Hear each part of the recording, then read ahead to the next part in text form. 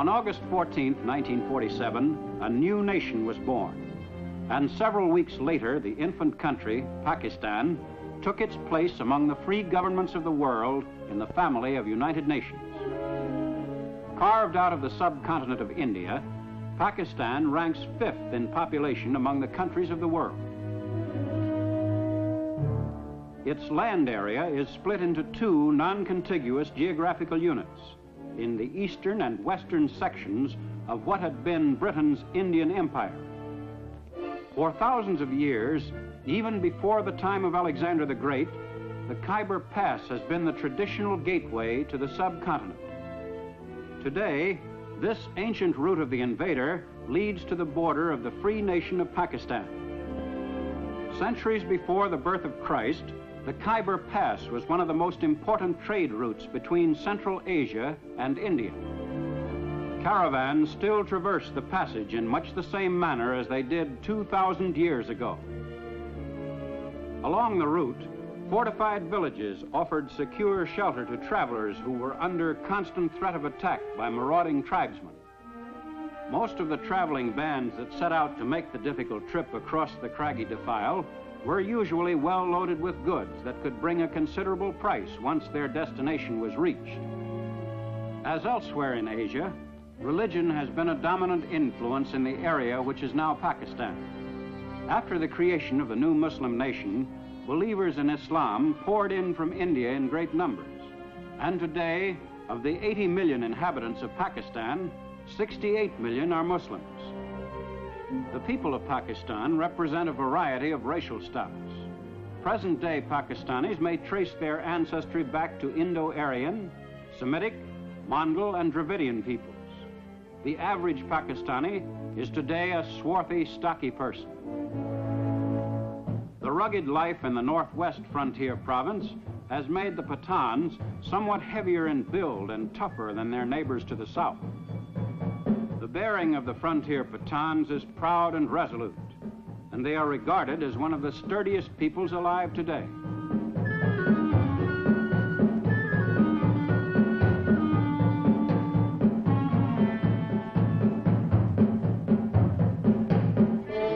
But throughout most of Pakistan, the people lead a less vigorous life. The great majority of Pakistanis live in rural areas. Their daily pattern of existence varies little from the life of their ancestors on the same land generations ago.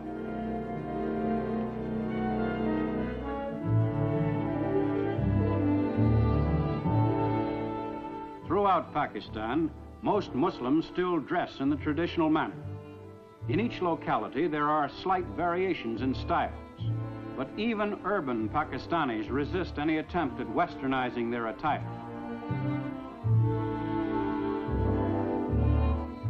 Some women still cover themselves from sight with the ancient burqa. Everywhere, the face of this young nation today gives evidence of its religious heritage, from which the country derives its strength and unity.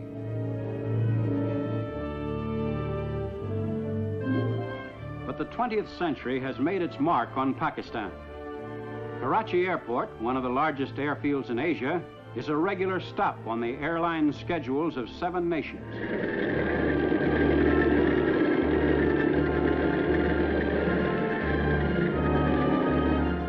Pakistan, no longer a remote region, is now only a matter of hours from the capitals of Europe. The effects of this link with the world at large are most noticeable in the streets of Karachi, capital city of the young nation. Here, the ancient traditions and customs of the Orient are mixed with modern Western innovations. Seat of the government of Pakistan, Karachi is the hub of an actively functioning democratic state. For Pakistan today is a forward-thinking nation. In the new age of enlightenment, Pakistan's achievements and problems are broadcast to all parts of the land. No longer must Pakistanis be uninformed of their country's development and place in international affairs. Even in the field of journalism, Pakistan has a rich background to draw on and a firm tradition to uphold.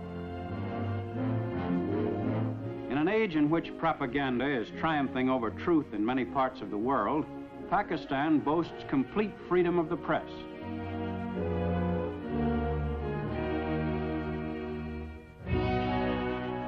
But these freedoms have not been easy to achieve.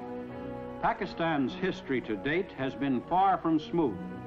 When Muhammad Ali Jinnah took over the leadership of the country as the first Governor General, there were many serious problems to be faced.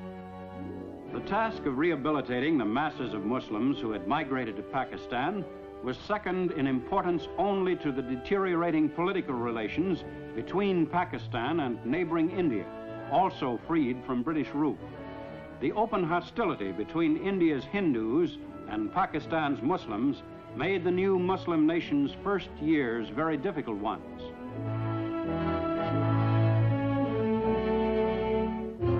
Most vital problem for Pakistan's leader was the defense of the country's borders. The infant nation had to be prepared against attack at any moment. Pakistan's very existence depended largely on adequate military strength, should the dispute with India assume uncontrollable proportions. Well-trained and equipped, the Pakistan Army remained ready to fight immediately should an aggressor threaten the freedom of the country. To support a military force considered adequate by the government, Pakistan must spend 62% of its national budget.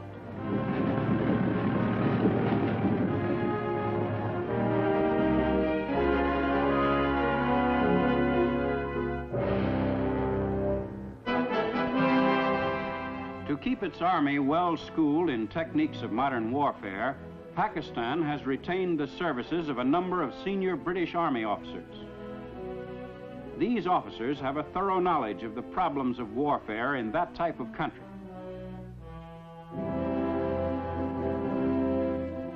As a second line of defense, Pakistan has encouraged voluntary enlistments in its National Guard, equipped and trained under the supervision of the Pakistan Regular Army.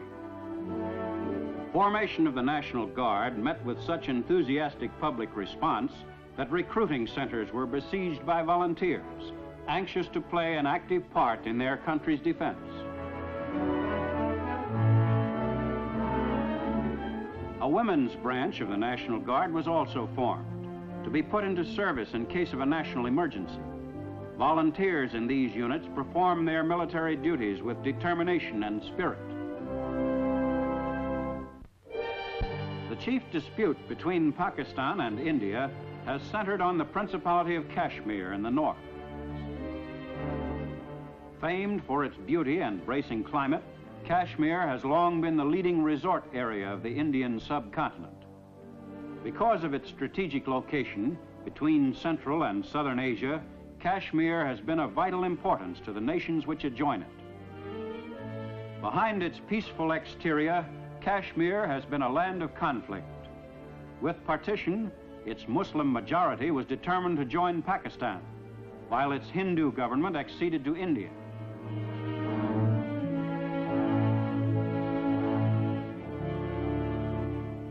After months of military operations for control of the area, a ceasefire agreement between Pakistan and India was put into effect in January 1949 through the United Nations.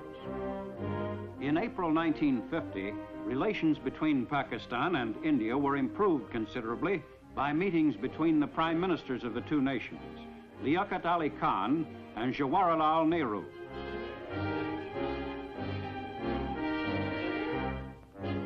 Disputes over the disposition of territory are not the only perplexing questions. West Pakistan is one of the most extensively irrigated areas in the world, but the headwaters of the rivers which feed that system are in Kashmir and in India. If the principal flow of these rivers were lost to Pakistan, large areas of the country now fertile would become arid. Should India divert the course of these rivers, Pakistan's irrigation system would become useless. Since Pakistan is chiefly an agricultural nation, such a move on India's part would be ruinous to the economy of the country as a whole.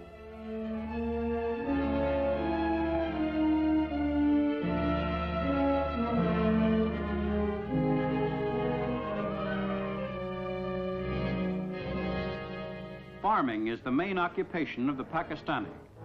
About 90% of the people are engaged in cultivation of the land or in animal breeding. Pakistan's farmers, most of whom own the land they work, are now being advised by the government on modern techniques, but in general, they still use time-honored methods and ancient implements.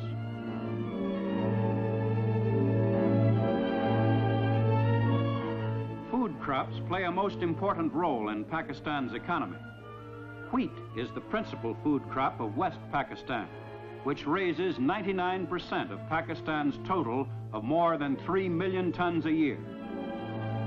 This production is more than sufficient for the needs of the entire country, and the balance of the crop, some 600,000 tons, is available for export. More than 3/4 of Pakistan's total area under cultivation is devoted to the raising of food crops. Most of Pakistan's 80 million people live in villages which range in size from a population of a few hundred to several thousand. Each villager, by nature an individualist, takes an important part in the life of the community. In most cases, the village is self-sufficient. All minor disputes come before the village council, chosen by the villagers themselves. The council selects a headman from among the group, and when a puzzling local problem must be settled, the council meets in open session. A villager may accuse a neighbor of grazing cattle on his land, and the defendant must explain his side of the case to the council.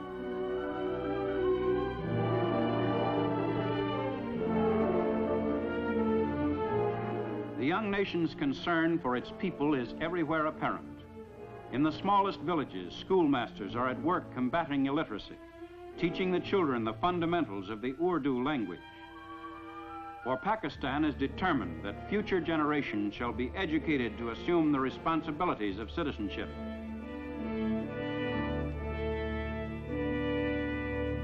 One of the favorite forms of relaxation in the villages is a game of volleyball, a popular sport throughout Pakistan. There are few villages which cannot field a good team.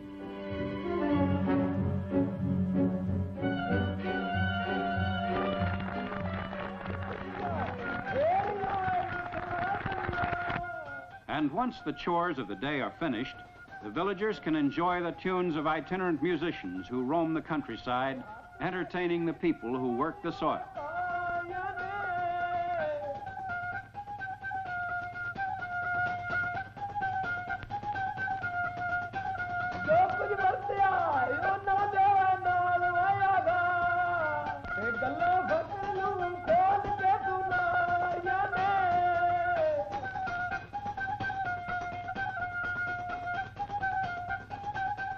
Jute is the most important non-food crop, the principal source of financial income to East Pakistan. Called the golden fiber of Pakistan, jute is used for sacking and in carpets, linoleum, and upholstery. More than 3/4 of the world's supply of jute is raised in East Pakistan. Because the nation was left without a jute mill when British India was partitioned, the fiber could not be processed in Pakistan. Pending the construction of mills, Pakistan exports the raw fiber. All of East Pakistan's exports are funneled through the deep-water port of Chittagong on the Bay of Bengal. Through this port are routed also all shipments bound for West Pakistan, the only surface supply route between the two sections of the country. At Karachi, principal port of West Pakistan on the Arabian Sea, the ships of the great maritime nations discharge their cargoes of machinery.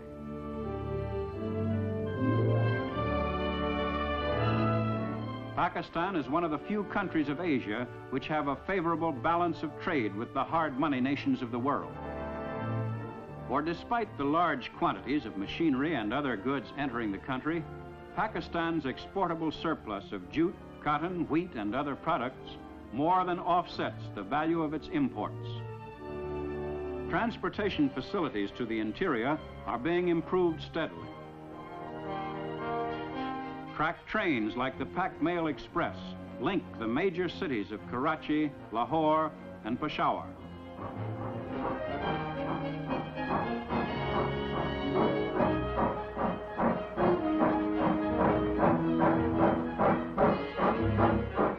Since most of Pakistan's railways fell under the classification strategic at the time of partition, the government had to maintain them without adequate financial return. But the difficult period ended after some 7 months, and today the railways are on a sounder operating basis than ever before. The railway repair shops are busy converting coal-burning locomotives to diesel-type engines, for Pakistan is short of coal and oil is cheaper and more readily available.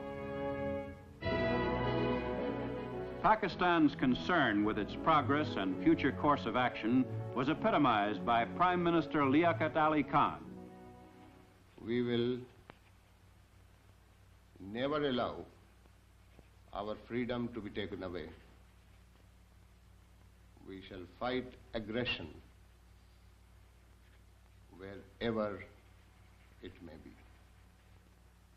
And Pakistan shall cooperate with all those countries who want peace in the world and progress of mankind. To protect that peace and to achieve that degree of progress, the people of Pakistan are united in their resolve to work ceaselessly. For Pakistan is building for the future, and each Pakistani has a stake in that future. The people of Pakistan today are certain that their young country will grow and prosper and will, in the years ahead, continue to win the respect of the other free nations of the world. Time marches on.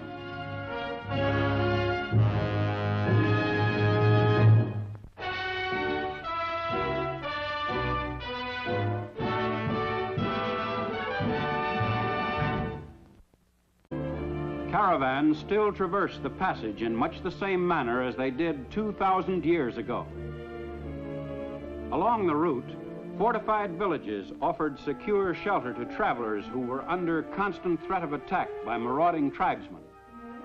Most of the traveling bands that set out to make the difficult trip across the craggy defile were usually well loaded with goods that could bring a considerable price once their destination was reached. As elsewhere in Asia,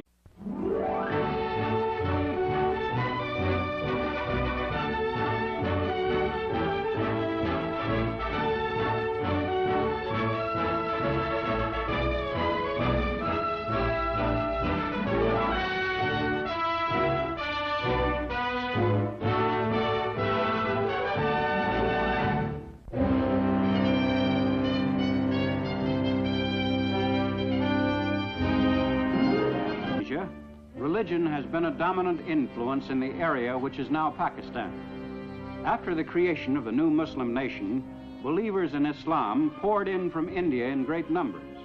And today, of the 80 million inhabitants of Pakistan, 68 million are Muslims. The people of Pakistan represent a variety of racial stocks. Present-day Pakistanis may trace their ancestry back to Indo-Aryan, Semitic, Mongol, and Dravidian. On August 14, 1947, a new nation was born. And several weeks later, the infant country, Pakistan, took its place among the free governments of the world in the family of United Nations. Carved out of the subcontinent of India, Pakistan ranks 5th in population among the countries of the world. Its land area is split into 2 non-contiguous geographical units in the eastern and western sections of what had been Britain's Indian Empire. For thousands of years, even before the time of Alexander the Great, the Khyber Pass has been the traditional gateway to the subcontinent. Today, this ancient route of the invader leads to the border of the free nation of Pakistan. Centuries before the birth of Christ, the Khyber Pass was one of the most important trade routes between Central Asia and India.